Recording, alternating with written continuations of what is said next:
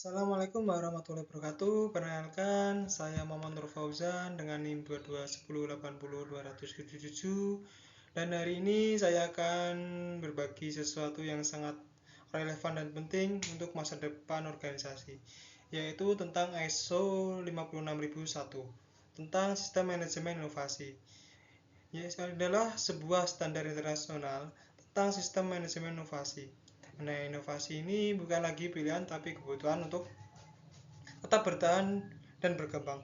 Dan ISO 56001 ini hadir untuk membantu kita membangun sebuah sistem inovasi yang tidak hanya kreatif tapi juga terstruktur dan efektif.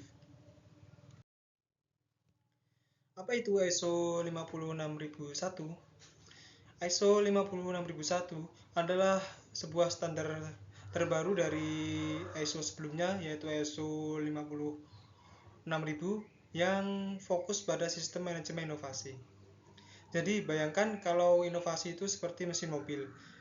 Nah, mesin ini perlu suku cadang seperti pelumas dan sistem kerja yang tepat agar sebuah mobil ini bisa berjalan lancar dan menghasilkan tenaga. Nah, ISO 56001 ini adalah panduan untuk membangun sebuah mesin inovasi dalam organisasi. Ini bukan cuma soal untuk mencetuskan ide, tapi bagaimana kita bisa mengelola ide-ide itu, menguji, mengembangkan, dan menjadikan solusi nyata yang bernilai.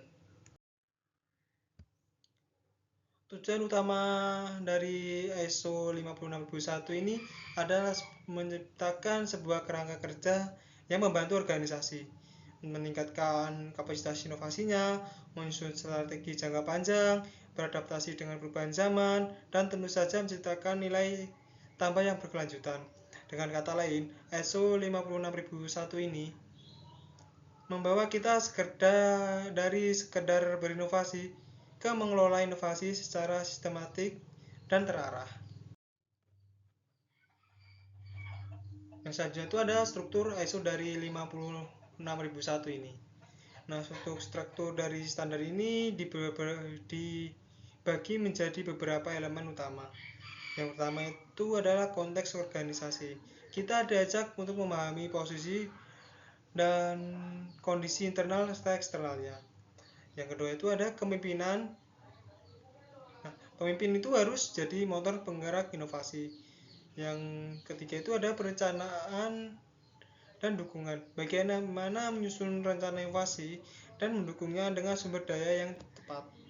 Yang keempat itu ada operasi dan evaluasi. Nah, bagaimana proses inovasi ini bisa dijalankan dan dievaluasi. Yang terakhir itu ada perbaikan berkelanjutan.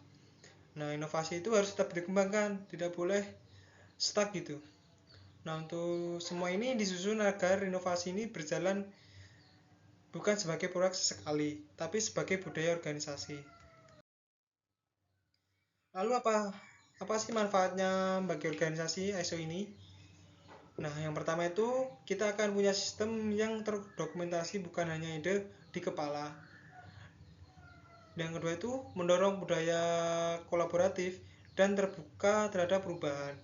Yang ketiga itu risiko-risiko bisa lebih dikendalikan karena prosesnya itu terstruktur. Dan yang terakhir itu organisasi ini punya peluang lebih besar untuk tumbuh dan bersaing di pasar global. Ingat, inovasi itu bukan cuma produk baru, tapi inovasi itu bisa berupa proses, layanan, hingga cara kerja yang lebih efisien. Yang menarik itu dalam ISO 56001 ini bisa diterapkan oleh semua jenis organisasi, baik perusahaan besar, UKM, instansi pemerintah, bahkan organisasi sosial. Nah, standar ini juga fleksibel dan bisa dikombinasikan dengan standar lain, misalnya ISO 901 tentang manajemen mutu. Artinya, kalau organisasi ini sudah punya sistem mutu, maka penerapan ISO 56001 ini akan menjadi sebuah pelengkap yang sangat kuat untuk meningkatkan daya inovatifnya. Nah, teman-teman, sebagai kesimpulannya, ISO 56001 ini membantu sebuah organisasi itu menciptakan inovasi yang tidak hanya kreatif, tetapi juga strategis, terukur, dan berkelanjutan. Dengan standar ini, kita tidak hanya mengejar ide, tapi juga hasil nyata yang berdampak positif bagi bisnis dan masyarakat. Terima kasih sudah menyimak hingga akhir. Semoga informasi ini bisa bermanfaat dan bisa membuka wawasan kita semua tentang pentingnya manajemen inovasi yang terstandarisasi. Sekian dari saya.